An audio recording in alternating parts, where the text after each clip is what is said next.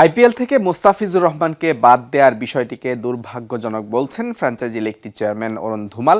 যে কারণে নিরাপত্তার ইস্যুতে ভারতে অনুষ্ঠিত টি-20 বিশ্বকাপ বর্জনের ঘোষণা দেয় তৎকালীন অন্তর্বর্তীকালীন সরকার। ক্রিকেটের নজিরবিহীন এই ক্ষতি পুনরায় না ঘটার প্রত্যাশা ধুমালের।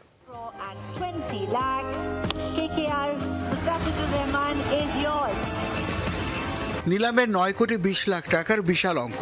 শাহরুখ খানের কলকাতা নাইট রাইডার্সের পেস আক্রমণে ট্রাম্প কার্ড হওয়ার কথা ছিল মোস্তাফিজুর রহমানের, অথচ বল হাতে 22 গজে নামার আগেই বেজে যায় বিদায় ঘণ্টা।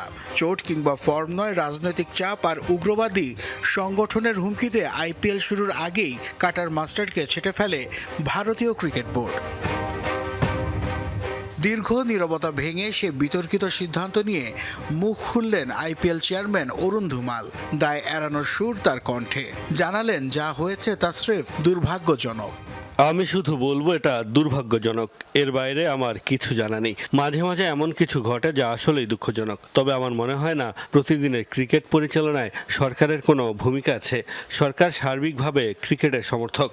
তবে এই দুর্ভাগ্য কেবল আইপিএলেই সীমাবদ্ধ থাকেনি। ভারতের মাটিতে ফিজের প্রতি এমন আচরণের পর টি-20 বিশ্বকাপ বয়কটের ঘোষণা দেয় তৎকালীন অন্তর্বর্তীকালীন সরকার। ক্রিকেট কূটনীতির ইতিহাসে যা এক বড় ধাক্কা।